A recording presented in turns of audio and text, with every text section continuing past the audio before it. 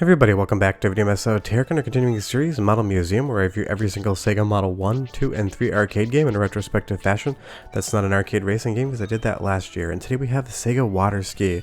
I did a video on this over 2.5 years ago, and it is time to revisit it because I absolutely love it, and it is my goal to get more people to play it. It's basically a racing game combined with something like a skateboarding game, except you are on water skis. It's Sega's Wave Race, except it's not on a jet ski. Before we get too far involved though, do me a huge favor, go down below, hit like and subscribe, and ring that notification bell. Definitely helps us out. And if you feel so inclined to want to support the channel, I got a Patreon link down below as well. And you can definitely tell what the model developers were interested in at Sega, because that character has a very specific look. This game is absolutely simple to understand what you need to do, but there is depth in the trick situation that I will explain throughout the video. All you need to do is get from the start to the finish before your time runs out. You go between the buoys just like slalom gates in skiing. You're going to add time to that timer at the top. But the motion that the cabinet had to do the tricks was absolutely spectacular.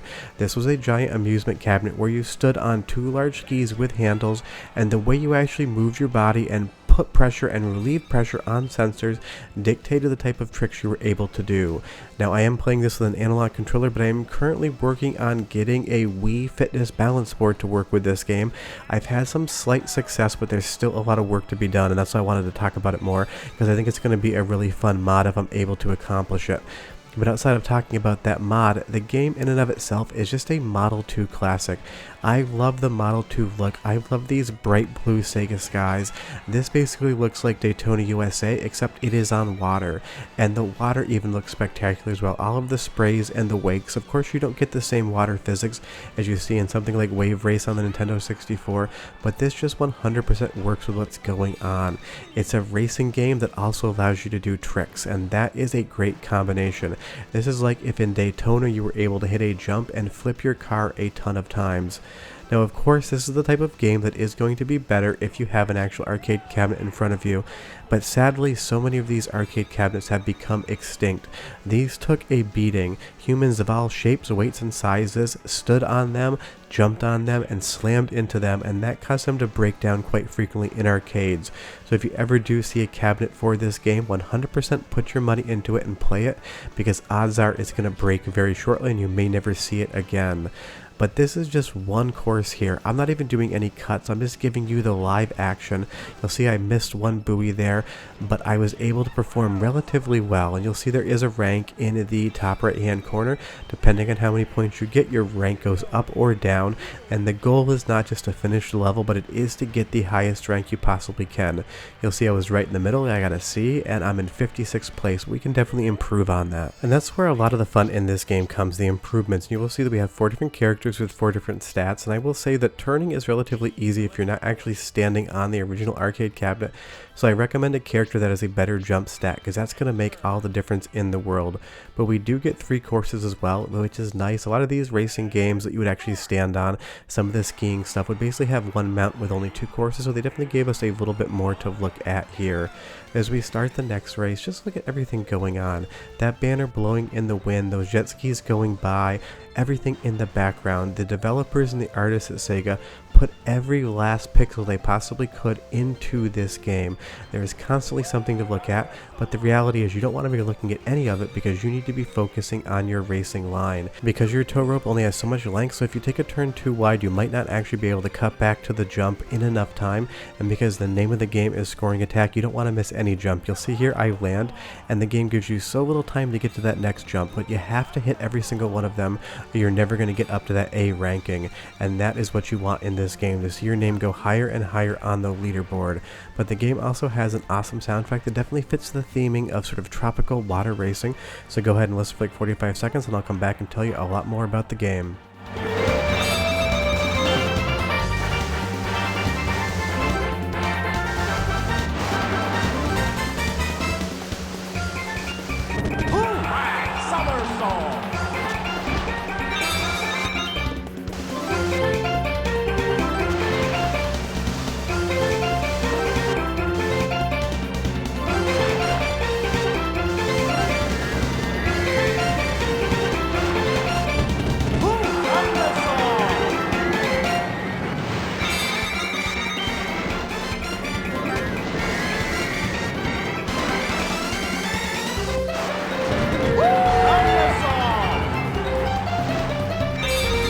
mean, not only is that soundtrack just bright and cheery, but it also perfectly thematically fits what you were doing, and Sega's musicians are always great at marrying amazing music to amazing games. You'll see here that we're at rank 50th, and we are just continually going up.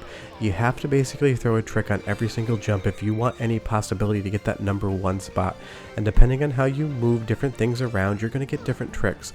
On a controller setup, you basically have to push a button to alleviate the pressure on what would be the sensor, and then you move the analog back and forth in different patterns to get different tricks.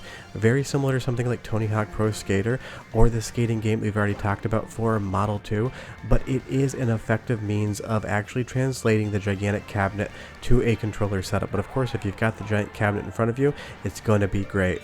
And obviously there I did miss one jump. That's definitely going to be detrimental, because you'll see here I'm in 22nd out of 100th place. If I had hit that, I'd have a better shot at getting first place, but you can miss 1 or 2 and still see a really good result. But the more you play this, the better you get at it, the more you understand the courses and your racing line, just like a racing game. This is basically a racing game and a skateboarding game combined together on water, and I love the transparencies as well. You can see the bottom of the level here. The art on this game is just some of my favorite on Model 2, and sometimes missing a buoy towards the end when you know you have enough time is going to be the preferred racing line and way to do things, because you want to set yourself up better for the jump, because you want to hit that ramp almost right in the middle to give yourself the best chance. We're in 2nd place, and all we need to do is land one more trick and we are going to see that first place mark. We got it. If you get over 10,000, you're going to see it, and when you actually accomplish that, it is just an absolute ton of fun. It makes you feel like you really did learn and understand what the game was asking of you, and you were able to succeed. But you'll see there that C in the middle, completely meaningless. I got first place. I don't care about the rest. And another very, very suspicious model from Sega that feels like I'm actually playing Dead or Alive beach volleyball, but that was just what they did in the 90s, so it is what it is.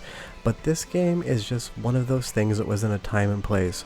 If you walk into an arcade right now, you're going to see a lot of rhythm games, you're going to see a lot of light gun games, but I bet you're not going to find any game that you can actually stand on and use your body to control.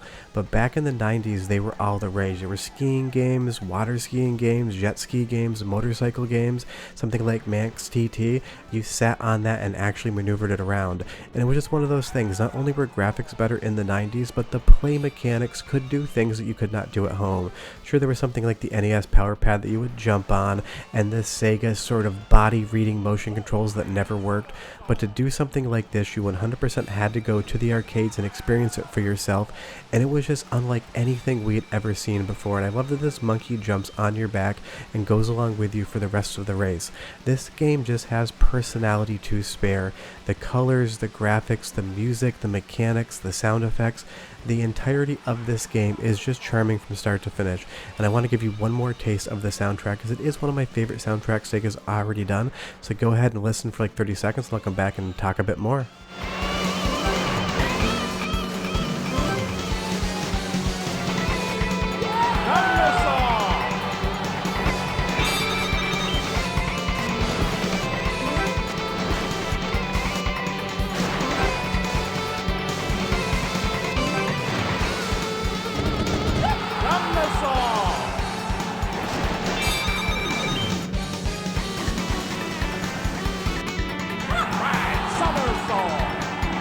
Went from steel drums to more of a hard rock guitar soundtrack, but it does work, and I love that that volcano blows off into the distance. You have that smoke coming out as well. Basically, this game just makes me happy. There's joy in playing it. The colors, the visuals, everything that goes into this game just leaves me with a smile on my face. But sadly, I have not seen an arcade cabinet for this in over 15 years. So if you know where there is one, leave me a comment down below, and if it's close enough to drive to it, I probably would, just to relive the nostalgia. Because it was at my arcades growing up in Vermont back in the day when it was new. But then honestly, I didn't see it again until like 2006 or 2007 in Vail, Colorado in a hotel. Since then, I have not seen a cabinet for it, and even if I was able to obtain an arcade board, setting up the controls for this in the living room would be an absolute disaster. But hopefully I can get that Wii Fit board working soon, because it would be a good amalgamation of what the game was supposed to be. But honestly, this runs great in emulation. It is so much fun to play on a controller. It's so colorful and cheery, you're gonna have a good time. And it lets you put an ass for your name. You gotta give it credit for that. Sure, that I'll be back next week with more Sega Model Museum, and I'll have videos throughout the week as well, but I'm done. Bye-bye.